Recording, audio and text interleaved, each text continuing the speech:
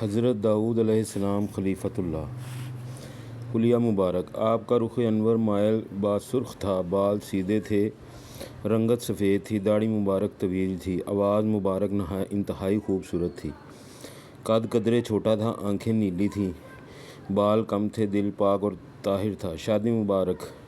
جب آپ کا پہلا نکاح ہوا اس وقت آپ علیہ السلام کی عمر مبارکہ 30 برس تھی۔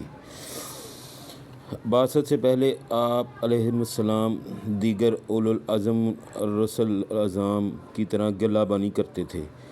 جب اونٹوں اور بکریوں والوں نے حضور صلی اللہ علیہ وآلہ وسلم کے پاس فخر کیا تو آپ صلی اللہ علیہ وسلم نے فرمایا، حضرت داؤد علیہ السلام مبعوث ہوئے حالانکہ وہ بکریاں چرایا کرتے تھے۔ حضرت موسیٰ علیہ السلام کی بعثت ہوئی حالانکہ وہ غلہ بانی کیا کرتے تھے۔ میرے سر اقدس پر بھی تاج نبوت اور رسالت رکھا گیا۔ میں اجداد کے مقام پر اپنے اہل خانہ کی بکریاں چرایا کرتا تھا۔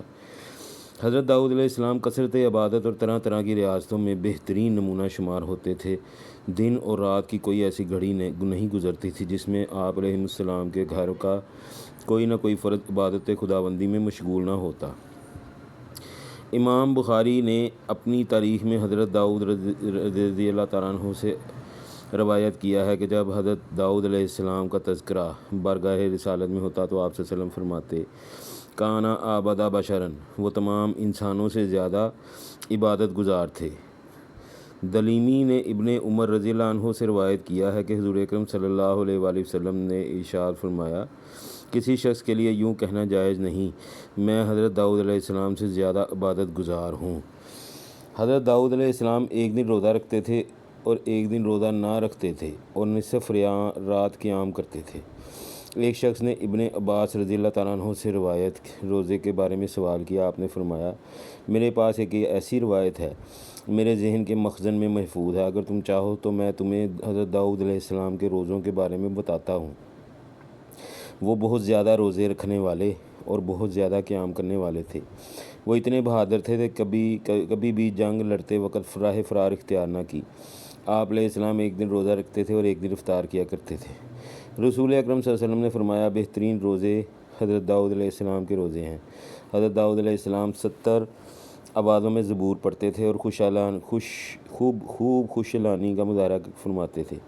رات کے وقت وہ ایسی نماز ادا کرتے کہ خود بھی روتے اور ہر چیز پر بھی گریہ تاری کر دیتے، اور آپ علیہ السلام کی آواز سن کر غم و اندوہ کے مارے لوٹ آتے۔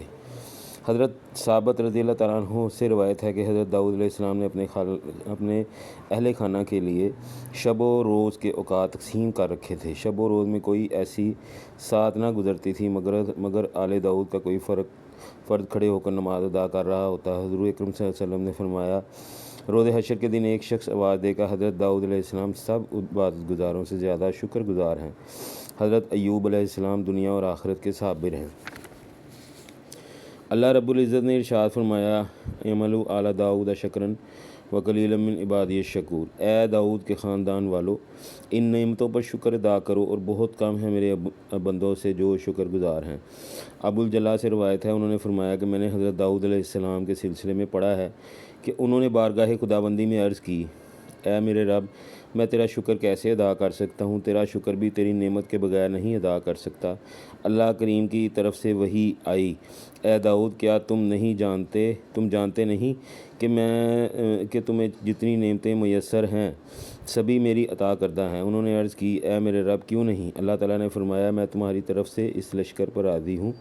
ابن شہاب سے روایت ہے کہ حضرت داؤد علیہ السلام نے دعا پڑھی، الحمدللہ کما ینبغی لکرم وجہ وعز جلالہ، تمام تعریفیں اللہ تعالیٰ کے لیے ہیں جیسا کہ اس کی ذات کے کرم اور جلال عظمت کے لائق ہے۔ اللہ رب العزت نے بھی فرمائی، اے داؤد، تم نے کرامن کاتبین کو تھکا دیا ہے۔ علم و حکمت۔ اللہ تعالیٰ نے حضرت داؤد علیہ السلام کو علم و حکمت سے بھی سرفراز فرمایا تھا۔ بھائی دوستو، یہ میں نے ویڈیو ابھی بنائی ہے حضرت داؤد علیہ السلام کے بارے میں۔ ابھی یہ ویڈیو کا باقی حصہ جو ہے انشاءاللہ اگلی آنے والی ویڈیو میں آپ کو اس کے بارے میں بتاؤں گا۔